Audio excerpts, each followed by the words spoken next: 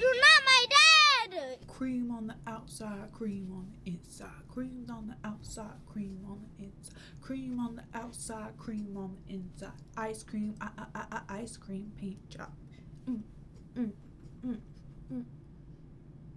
What up, Hope Biscuits? It's your girl Skitten, back at it again. That little karaoke moment was brought to you by today's video.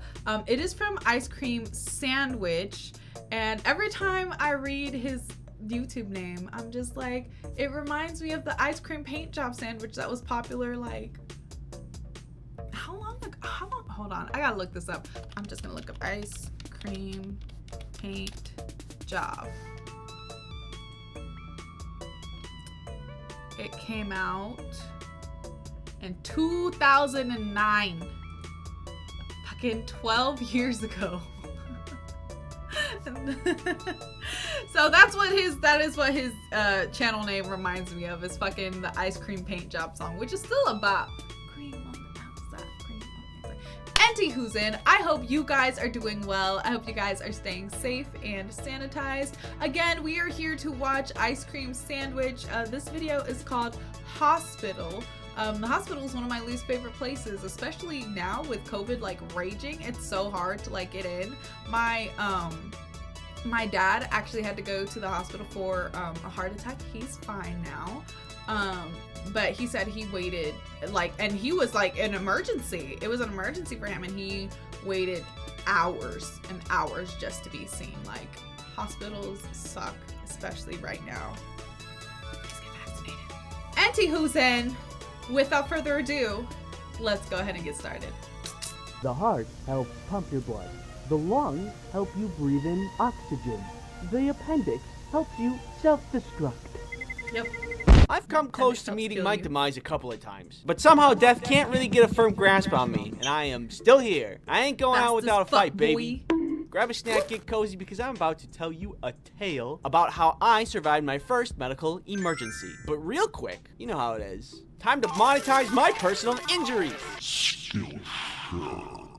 Has sponsored this video. In my description, there's a link for a 1-month free trial of Skillshare for the first 1,000 people that click on it. Thank you, Skillshare, for sponsoring this video. When this all happened, my medical emergency, I was still in college. Stupid, oblivious to the doom that I was about to endure, but happy. Bunch of friends and I woke up super early one day to be overachievers and go to an interactive programming workshop. More than me, my friends wanted to be overachievers. I was lured in by free food. All I had to do was show up, pretend to follow along, and then pack away as many calories as I could. Simple. We all Look, them events at UNLV with the free pizza and the free soda, bitch, I was all up in there. I wasn't even supposed to be there because I was too young. I was like 16. You were really technically supposed to be like 18 and older to go to those events, but it's not like they fucking check in how old you are.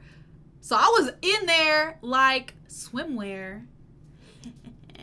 That's a really old person thing to say, but the point is, I was at all of the events that had free food, free candy, free whatever. I was there. Because why not? Like, I'm going to take advantage. I don't care if I'm actually not interested in this. Why not go?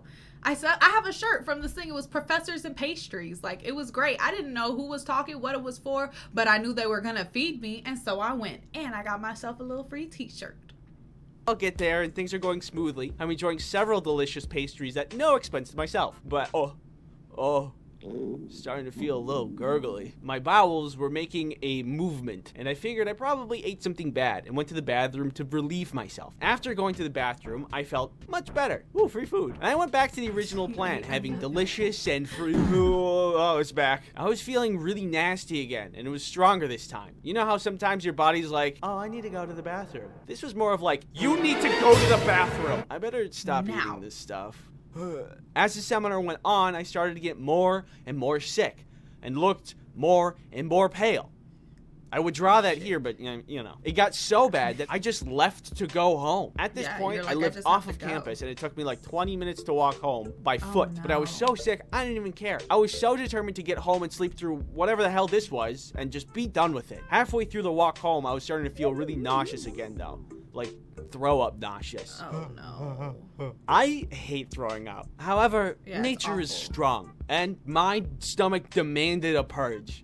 But then I saw a truck driving my way, and I thought it would be really embarrassing to be seen throwing up on the side of Really? the road at like Sir, 8 in the you're morning. dying. So I just willed myself to not throw up. I don't know how.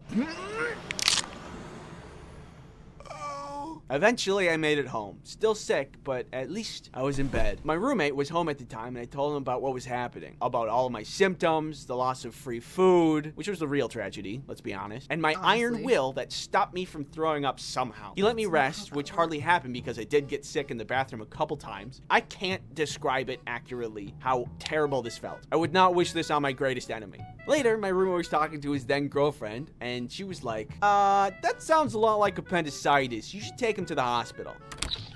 Hey, Andy. we should go to the hospital. Why?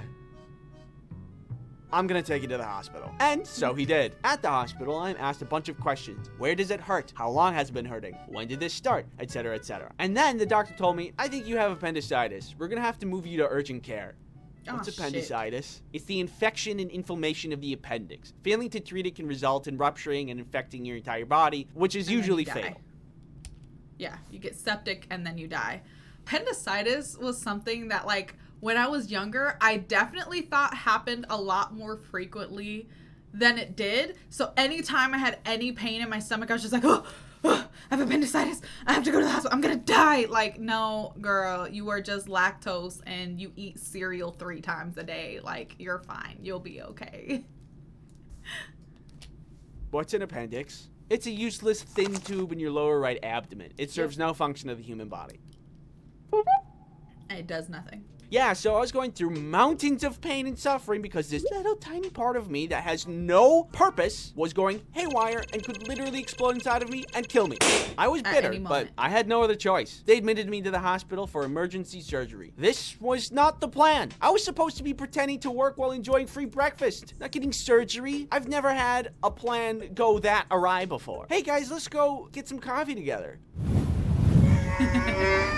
This was certainly not what I had in mind. Despite the increased suffering that's about to happen to me, I think that I was really lucky. If my roommate was out of the house at that point, he might have never known and never been able to bring me to the hospital in the first wild place. that his I would have girlfriend just was able stayed to in bed fucking for the pain to pass, and then my appendix would have diagnose that exploded. over the Then I would have phone gotten of a someone one-way else's free symptoms. ticket to the river Styx. So there's like no refunds or... In the hospital, Nah, they bro. take me to No the scanner go-backsies. room. They needed to look inside of my sweet bod to assess the situation and to see how dire it was. I didn't know how they figured this one out, but I guess that I was too thin and that made the scanning more complex. And the nurse was like, you are much too compact. And I'm like, what does that mean? And she was like, this tube needs to go in your butt.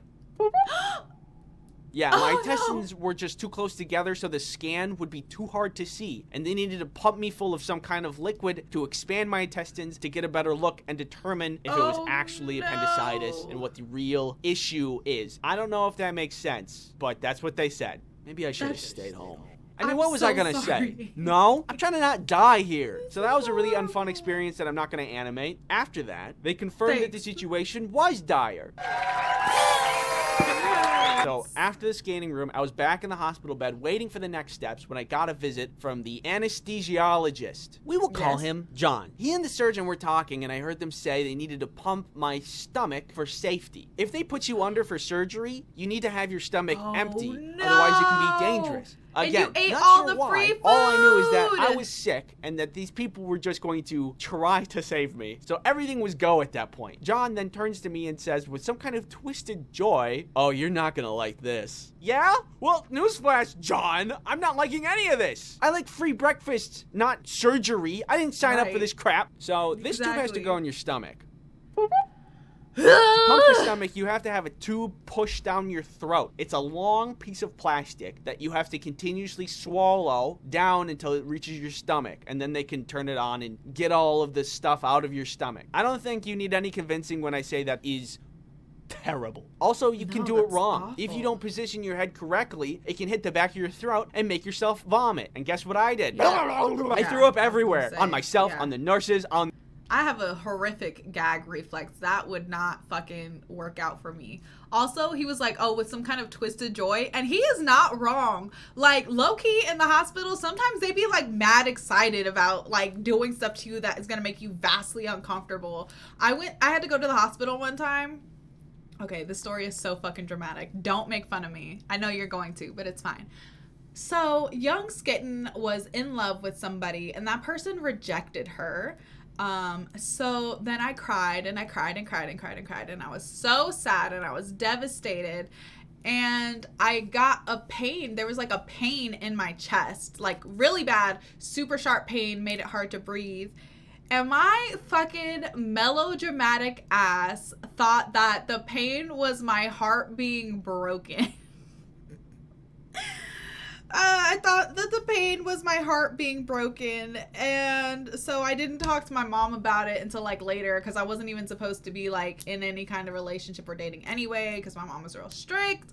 Anyway, long story short, eventually ended up telling my mom, hey, like I'm having like a really hard time breathing. Like I can't breathe. And my mom was like, that's not how broken hearts work. We're taking you to the emergency room. Turns out I got a spontaneous pneumothorax, which is like an air bubble or whatever in your lungs, and it can be dangerous, ? And they thought they were gonna have to like basically put a thing in me to like suck the air out, but they ended up not doing it. And the guy who was gonna do it was mad disappointed. He was just like, he was like, oh, he was so excited. He was like, yeah, I have to. And I was just like, that sounds terrible. I don't want that. And then he, like, when he wasn't able to do it, he's like, man, I really wanted to stick that tube down your throat. And I was just like, Mom, take me home.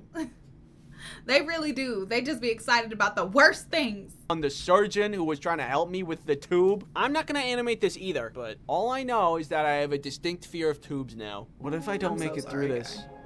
Will I ever see you again? Finally, I was rolled off to surgery and moved to the operating table. Oops, one more touch to the back of the throat for good measure. I'm so sorry. And that was the last thing I remember. I was out. That anesthesia, it really does the job. And then I woke up. That shit is amazing. Appendixless. I was cured. I spent the next day healing a little bit. My mom visited. I watched cartoons on TV all day. And I got soup and an icy pop and juice for meals, which seemed like a lot of sugar for a hospital to give someone. But hey, this is America, baby. Sugar is like our aspirin. And I didn't mind. I just went through a lot. My friends who were at the seminar thing collected all my stuff for me so no one would steal it, which again, it's really nice of them. Making this video makes me realize that I'm really lucky to have the people that I have in my life. They look out for me. Thank you for looking out for me. Because if you weren't, nature would probably have taken me by now. If you are feeling nauseous and have pain in your lower right abdomen, see a doctor. That was a great time. I enjoyed it. I'm so sorry to you, ice cream sandwich guy. I'm so sorry that you went through that. That sounds like an honestly awful experience that just like kept getting worse. I'm so sorry that that happened to you. But thank you for presenting it to the masses for our entertainment. We quite enjoy it. I hope you guys liked the video. Don't forget to leave your reaction requests and recommendations down in the comments below. And other than that, peace out, Ho Biscuits. It's Skittin' Lit.